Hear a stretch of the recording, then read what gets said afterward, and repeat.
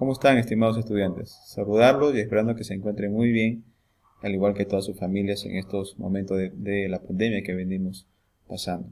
El día de hoy vamos a desarrollar un tema muy importante que es la célula, ¿no? Como la unidad fundamental de nuestra vida. Entonces vamos inmediatamente a ir desarrollando cada uno de ellos. ¿Qué capacidad nosotros mostramos en este tópico? Es, bueno, definir la célula, diferenciar una de otra, ya sea procariota y eucariota, cómo están organizadas y qué importancia tiene para los seres vivos. Abordaremos algunos contenidos, ¿no? Las características, la clasificación, su estructura, las diferencias y las características de cada una de ellas. La secuencia temporal que tienen las células data de hace 4.610 a 9 años, ¿no? Donde la formación del sistema solar se inició con las primeras descargas eléctricas que fueron formando moléculas biógenas, el agua, el amonio, el formaldehído, para luego ir formando aminoácidos, azúcares, base nitrogenadas, y a mitad de esta etapa que se denominó evolución química, la formación de proteínas, para empezar una nueva etapa que se llama la evolución biológica, con la formación de proteinoides, la primera procariota, gracias a la acción de los ácidos nucleicos y la expresión del código genético, y luego llegar más o menos a las 10 a los 9 años en una primera eucariota, ¿no? Entonces, en ese lapso, el lapso entre 2.5 años de diferencia, hubo la primera procariota y la primera eucariota, ¿correcto? Entonces iremos un poco detallando esas partes a continuación. ¿Qué es la célula? La célula, como se indica, es la unidad fundamental de todo ser vivo, compleja, ¿no? De niveles que van desde el menor hacia el más complejo, hasta el más fuerte, ¿no? En donde se van organizando muchas estructuras, una cada vez más importante que la otra, lo que permitirá relacionarse con su medio, mantener equilibrado básicamente a los seres vivos y permitir una relación muy constante. El descubrimiento de las células tiene muchos aristas. Uno de ellos y los más cercanos es la de Robert Hooke en el siglo XVII, donde él, a observar trozos de corcho, ve unas pequeñas celdas con un microscopio muy artesanal, ¿no? Que tenía aproximadamente unas 15 a 20 veces de ampliación, y donde se ve unas celdillas, ¿no? Que fue el nombre que acuñó como primeros indicios del manejo de una célula. Luego Anton van Leeuwenhoek, ¿no? Fabricó ya un microscopio que tenía aproximadamente entre 50 a 100 veces el aumento, ¿no? Del número de células, y donde pudo observar células como protozoos, glóbulos rojos, algunos espermatozoides y algunos también unas bacterias muy importantes, ¿no? Dentro de los descubrimientos iniciales que tuvo la célula. Luego se propone la teoría celular, que a nivel mediado básicamente del siglo XIX, donde hacen cuatro postulados. Primero, que todo ser vivo tiene un origen, ¿no? A partir de una o más células, que quiere decir que toda célula proviene de otra célula. Asimismo, la célula es lo más pequeño que tiene vida propia, ¿no? Y es una unidad anatómica, fisiológica, genética, evolutiva, ¿no? Ecológica que tiene el ser vivo.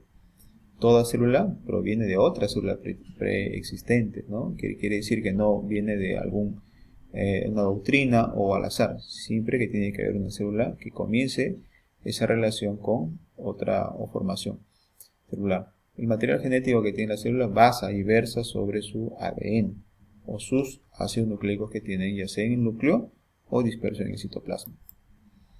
¿Cómo es la estructura de la célula? Es diversa. Dentro de ellas podemos encontrar a una célula, especialmente la eucariota, teniendo una membrana, un citoplasma y un ADN, y organélulas subcelulares. A partir de ellos uno podrá diferenciar, especialmente a nivel de orgánulos, si es una procariota y una eucariota, e igualmente a partir de la extensión del ADN dentro de su volumen que tiene, si también está confinado dentro de un núcleo o no. Pues ahí podemos nosotros definir si es una célula eucariota o procariota. Entonces, como ya les decía, una célula procariota es la célula donde tiene su ADN disperso en el citoplasma, ¿no? Y nosotros podemos evaluar sus componentes, donde podemos encontrar que las proteínas es el componente mucho más elevado, aproximadamente el 55% del peso seco.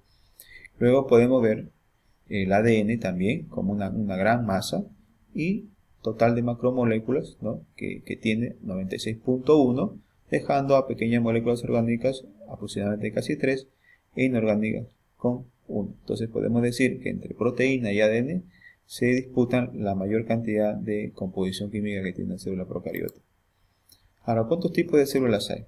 Bueno, en este caso tenemos dos, la procariota y la eucariota.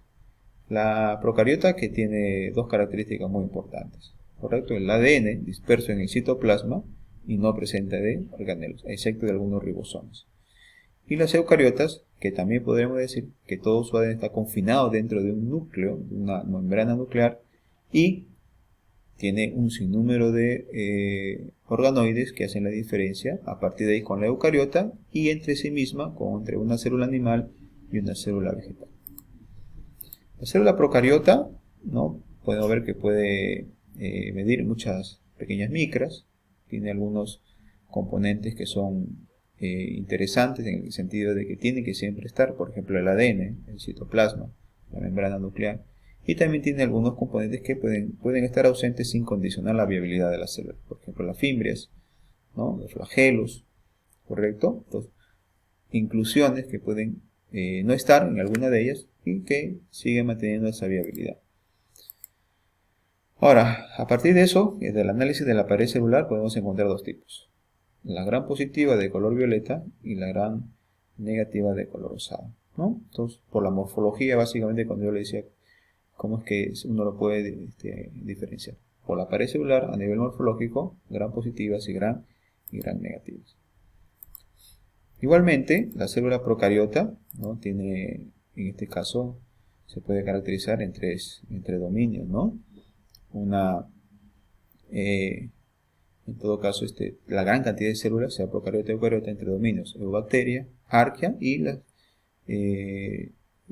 manejamos los seres vivos, ¿no? Las eucarios. Entonces todo ello va a tener básicamente, por ejemplo, ¿no? Organelos. En las eubacterias y en las arqueobacterias no tienen organelos. En cambio, en las eucariotas sí tienen organelos. Entonces eso es importante analizarlo, ¿no? Porque nos va a permitir diferenciar muy claramente entre procariotas y también entre eucariotas, ya sea animal o vegetal. La célula eucariota, ahora entrando ya a una organización mucho más superior, ¿correcto? Puede ser, en este caso, no vemos una pared, ¿no? No observamos una pared, estaríamos frente a una célula de tipo animal, donde vemos abundantemente, ¿no? Un retículo endoplasmático, ya sea liso o rugoso, que nace desde el núcleo y que va hacia la parte periférica de la membrana.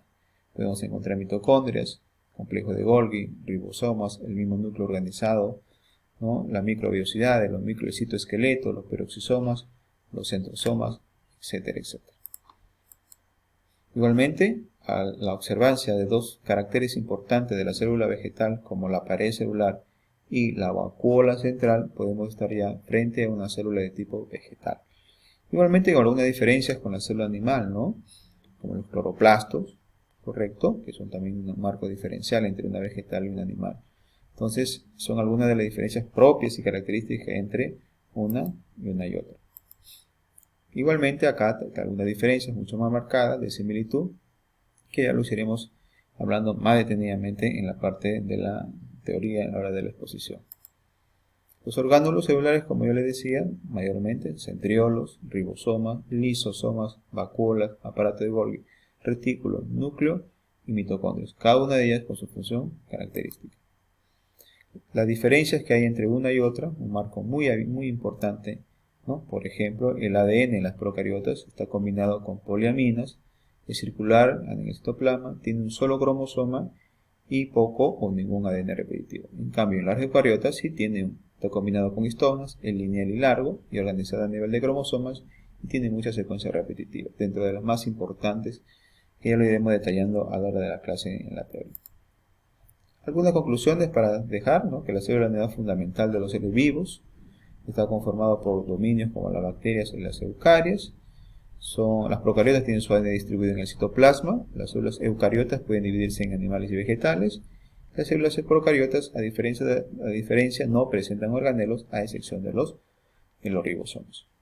Bien, entonces te dejo esas conclusiones y toda la explicación para que lo podamos debatir en la hora de la clase. Gracias.